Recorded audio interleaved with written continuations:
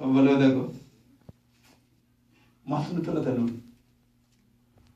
maafnu tirrat Yesuus Kiristoos itti amanneerra namni gooftaatti amane immoo fayyeera maqaan isaa ulfaatu garuu Kiristoosin fakkaachuudhaaf bartuu Kiristoosin ta'uuf immoo nutu kadhachuutu nurra jiraata nutu dubbii Waaqayyoo qayyabachuutu nurra jiraata gooftaatu bakka keenya bu'aa miti kun qooda keenya gooftaatti maxxannee gooftaa wajjin guddannee jireenya keenya jijjiiramuudha tarii maafnu nuti irrata yeroo keenya immoo dhuguma Waaqayyoof laanneerra waan tokko turatu keessaa yeroo keenya amma tokko sinin eebbisu gooftaan isin haa eebbisu mee amiin jedha inni tokko sanbata kana sacrifice kaffatanii dhuftanii argamuun yeroo keessan Waaqayyoo kennuu keessaa tokkodha.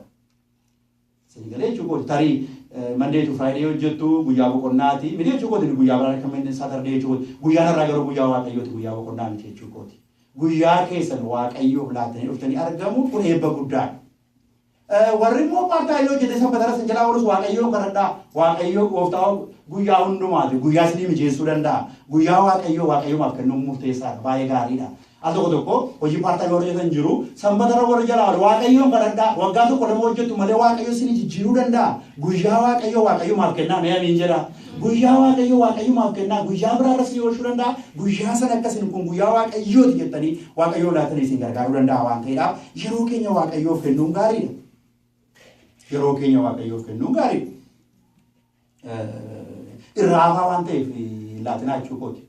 Just irraafaadhuma bakka har'a hojii qabu waan ta'eef jettanii laatinaa guyyaan har'aa guyyaa Waaqayyooti Waaqayyoo kan kenna jedhaa determaayinii godha. Yoo hojiin isin rakkise immoo Waaqayyoo kadhadhaa yaa Waaqayyoo naa qajeelchi jedha. Yaadi koo ifaadha isinii galaa jira jechuukooti. Akka nama sanaa waan tokko nutti irrate kanaaf isa lafarraa isa waaqarraarra caalchifnee akka jireenya keenya meesaappii godhe. Waaqayyoo kana jiru jira. Isa duwwaayyuu immoo miti horii keenya ulfina Waaqayyootiif gooneerra horii keenya Waaqayyoof laanneerra. Ani waaldaan duraan keessa turettis hamman biyya kana dhufuttus yoo ta'e nama kurnaffaa kaffalaa hin barsiisu waaldaara dhaabanne. Yeruma jalqabanni gooftaa amane ibsinna jireenya kee keessaa ati dhiiga Yesuus Kiristoosiin bitamte ati kan mataa keetii miti. Ati kan eenyuuti ati kan gooftaati. Ati morra kan gooftaa taate horii keessa kan gooftaati manni keessa kan gooftaati kudhan keessaa tokko miti kudhan keessaa kudhan iyyuu kan gooftaati. Garuu uffachuu kee barbaada nyaachuu kee barbaada waan ta'eef gooftaan akkas jechuun dhiphatu barbaadu waan ta'eef kudhan keessaa lama kudhan keessaa sadii dabarsi Waaqayyoof kenni malee raafaa kenni malee seerumattis yaada kudhan keessaa tokko jetteen taa'anii jenneetti bina waan ta'eef yeroo hundumaa yeroo sagantaa irraatu hiriiraan dhaabbatanii kurnaffaa kaffalu. Waaldaan keessa ture guyyaa tokko indijiina sidha malee alarratti hirkattee gargaarsa gaafatee hin beeku. Sabi isheen inni kennu irraa hafaadha maqaa Waaqayyoo ulfaatu. Hundumtuu kenna birrii kudhan qaba yoo ta'e hojjettuun mana namaatii hojjettuun laatti kurnaffaase ani Waaqayyoo hin nafsu jette.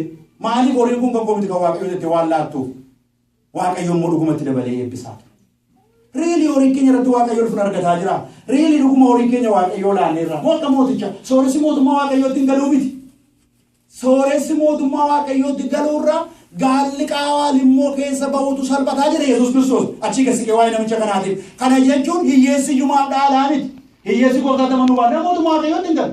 Sooressis gooftaa tamanaa mootummaa Waaqayyoo kan isa dhowwatu hin jiru. Garuu namni gaafa yaada isaa fuudhee horii irra kaa'u yaada isaa qabeenya irra kaa'u yeroo horii waaqatti ta'u seexana gooftaan godhe macaafa qulqulluun horiidhaaf gooftaadhaaf bitamuu hin dandeessanii jedhe kan namootatti gooftaa ta'e horiidha gooftaa bukkeetti dhiyaatee obboloota koo. Kanaafitu har'a isin horiin keessan Waaqayyoof kennameera. Pileejii miti pileejiin irraa afa mana ijaarsaaf kan godhamudha. Kudhan keessaa tokko Waaqayyoof laachuudhaaf komiitii of gaataniittu waan isin dhibu kudhan keessaa tokko kan Waaqayyoon laattan yoo taatan immoo anarra waa'ee kurnaffaa barsiisuun dhaabadhee miti dhugaa isinitti darbuudhaan maleessaa jechuudha. Maaliif xaaxaan hin jiru waaldaa yoo qabaatte naalaatti yoo dhabde sinniisti maaliif jalqaba Waaqayyo nama jiraachisuutti amaneera maqaa Waaqayyoo barbaraan ulfaatu. Karaa kanaatiif yaaduun hin jiru jechuudha. Dhugaansa eebbi keessa isheetti irrachuun irra hin jiraatu. Eebbisi Waaqayyoof qabdan. Kanaaf gaafa isin kudhan keessa tokko laachuu dhiiftanii kudhan keessa 20tu sin jalaa ba'a nagadiitii keessa galu baraa kana jechuudha. Horii keessa waan fudhatu wanta baay'eetu dhufu. Baasii gar maleessu hedduu dhufu. Jireenya keessa hedduu wanti hin taane dhufu. Jireenya keessa meesdaaffii godha. Horiin Waaqayyoo gaafa sin laachuun isan dabalee waan biraa sin jalaa fudhatee ba'a malee eebbisni ta'uu hin danda'u. Kanaafitu kan Waaqayyoo qabaatti baasitanii ilaa kunoo kan Waaqayyoo kana jettanii laachuu sirra jiraata. Unkaan giroosii keessaa sargatan keessaa miti. Maaliif total commitment keenya barbaada gooftaan hiyyeessa ta'ee miti amanamummaa keenya laala Waaqayyo. Dabalee immoo nama eebbisa Waaqayyo gaafa namni isaaf jiraatu maqaa Waaqayyoo barbaraan ulfaatu. Kanaaf eenyu kenna eenyu dhiisaadhaan dhimma qabu duris jaarsolii warri duraanii waggaa shanarra jaarraa qaba dhufes siif gaarii miti liistirratti nagarsiisanii warra waggaa sana arfan darbees liistirratti nagarsiisanii nana mana warraaraan kun irratti nagarsiisan jedhee mayyaadha gooftaan isaan eebbisu jechuun hedduu kenna eenyu dhiisa hin beekan dhugaaruu qaba isiitti ba amma raatee eenyu kenna hooganii hin beekan garuu barsiisuu waan narra jiraatuuf barsiisuu narra jiraata horiin gooftaan nutti hin ta'in Yesuus bara baraan gooftaan nuuf haa ta'u amiin jedhaa saba waaqayyo inni gooftaan nuuf haa ta'u waa'ee mana waaqayyoof kennu waa'ee of kennu maatii keessa irratti gooftaan ulfaatu kennaa maatii keessa didikeetii godha waaqayyoof dabarsaati baay'een sadii mana koota ta'u jira kanaan bultii mana koota ta'u jira kanatti mana koota ta'u jira hafeera Abrahaam faana tuun beeku waaqayyoon simatan Loot faana tuun beekame ergamaa simatan namni maqaa Yesuus gara mana keessa hin taa'u amiin jedha eebba fidee namoota dhufuutu jira fayyina fidee namoota dhufuutu jira mul'ata fidee namoota dhufuutu jira obboloota koo mana keessan waaqayyoo didikeetii godha dandeettii keessan beekumsa keessan dabarsaa waaqayyoof kenna keessan kan ta'e jiru waaqayyootu dabarsaa ulfina waaqayyootiif kenna waan tokko sitti irratti jedhe horii gooftaa godhate dhuguma waan tokko sitti irratti waan biraa miti utuu dhuguma gooftaa godhateeti akkuma Daawit kan inni jireenya koo dabarsee siilaadha kanan fedha jedhe obboloota ko maatii nuti irratti nuti galgala kana waaqayyoo hafuura isaatiin irraa bilisa nu haa baasu waldaa kana waan itti irratti waaqayyoo galgala kana hafuura isaatiin haa guutuuf maayini obboloota ko tarii ordarii tokko jalaa bisa ordarii nu jalaa ta'e maatos boqonnaa jaarraa'oo simbirroo hamma daraaraa bakkeelle Solomoon hin uffanne ni qabeetii qabaan suni waan meeqa qabu Solomoon macaafarra hamma daraaraa bakkee uffanne simbirroo bakkee waaqa nyaachisa daraaraa bakkee waaqa tuwwisa isaan ilaalaa barumsa siniif haa ta'u waan nyaatan waan uffatan itti hin dhiphatina waan dhugan hin dhiphatina waan lafarraa itti hin dhiphatina jireenyi namarraa niidiin nama obboloota koo jireenyi lafarraa seessa kuuritii uffachuu nyaachuu dhuguma xalaa kanaafi jireenyi namarraa lafa namoota obboloota koo waan guddaadhaaf waaqayyo waan guddaadhaaf nama barbaada nyaata garas dhugaatii garas wayyaa garas hin hojjenna hin gallaa hin kaanaa hin hojjenna hin gallaa hin waggaan 10 darba kanumaaf jiraanna waaqayyo waan guddaadhaaf waan nama barbaade qaba maqaan isaa ulfaatu isa kanaaf akka jiraannu barbaada waaqayyo isin mootummaa waaqayyo barbaada isin qajeelummaa isaa barbaada isin ulfina isaa barbaada yeroo hundumaa isa duukaa bu'a inni biraanoo itti isiniif dabalama eebba waaqayyo dabala qabeenya waaqayyo dabala hojii horii waaqayyo dabala isin garuu yeroo hundumaa maal barbaada dheebuun keessan waa'ee ulfina waaqayyo haa ta'u waa'ee qulqullina waaqayyo haa ta'u waa'ee qajeelummaa waaqayyo haa ta'u isin isa duukaa bu'a inni biraan isin duukaa bu'a sabooti waaqayyo bara jireenya isaanii eebban barbaadan eebbatu isaan barbaada malees sabooti waaqayyo bara jireenya isaanii hojiin barbaadan horiin barbaadan waan biraan barbaadan waaqayyotu booddee isaanii akka duukaa bu'u godha waaqayyotu isaan barbaachisa isaan garuu ulfina waaqayyo barbaadu isaan garuu yaada waaqayyo barbaadu yeroo hundumaa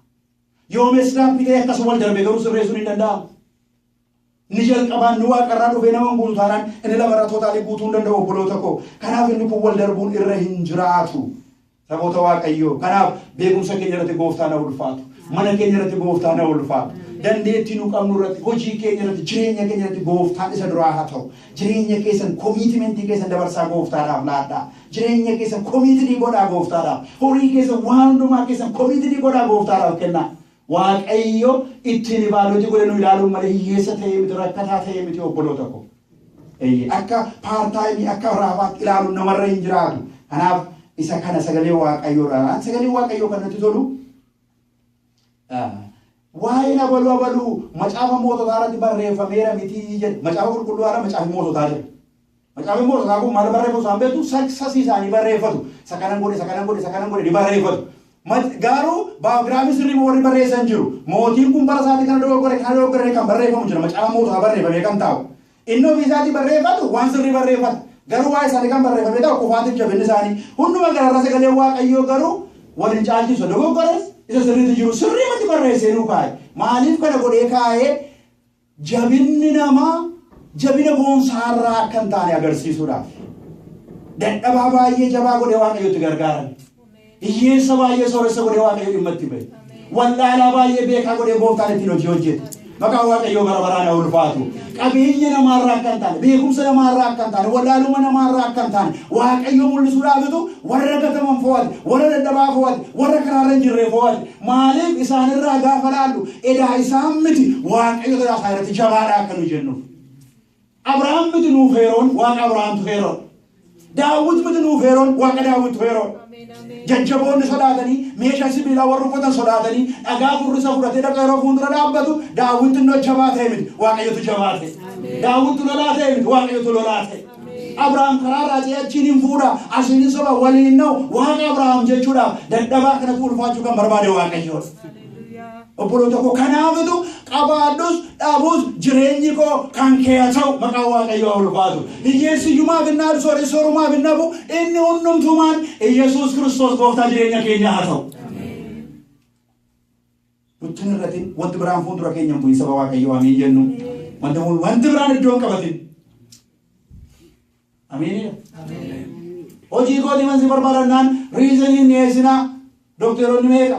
Profeesoroonni meeqa biyya keenya kan isaan yeroo kennaniif waan dhala dhufee waa argadhaadhaan miti gooftaan erga na barbaade gooftaan erga jedhee jiranii murteessanii deemu hammarraati garuu homaan taane galanni isaaf haa ta'u waaqayyo sunitti haasa'u duwwaa keeroomin hin deemina waaqayyo naasaa inni karaa nama biraa raajii mul'atu dhufutti dabala malee waaqayyo sunumatti haasaa ammayyuu waaqayyo fuudhaa fuudhaa isiin haasa'u.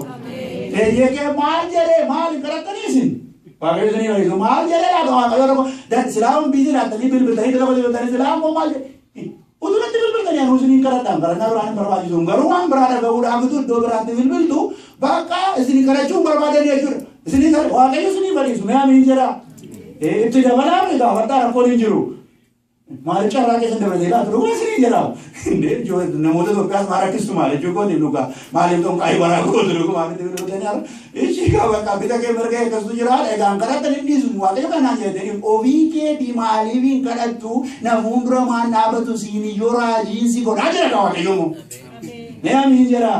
Ati iyyuutti deebitee raajuu dandeessa mul'atatti himuu dandeessa maal Ameerikaaf Kanadaan lafa horii sassaaban ta'ee biyyi keenya lafa fuula sassaaban duwwaa maaltu godha jira keenya waaqayyo isinii bariisu. Dhuguma jedha maafii doggortee nama doggorsitu dhuguma. Allaatanii isin allaatanii dhugaa. Asi Naazreeti wanti gaariin hin baay'ee akka jedhani waaqayyo Kanaadaadhaa raajota kaasee jedhamu mee amiin jedha. Waaqayyo waldaa Torontoo keessaatu raajota kaasee. Faarfattoota lallabdoota duwwaa miti namoota abbaa mul'ataa meeqa kaase waaqayyo dhufa godhu mee amiin jedha. Waaqayyotu kana godhe biyyichi biyyatti iddoo waan hafuuraa barbaadanidha malee waan foonii duwwaa miti haa jedhamu kan maqaa Yesuusiin. Kanaaf oole akkuma sirra bu'ee beeksisatti kan sirra lafaa himaa turan akkanan dhugaa waaqayyoon.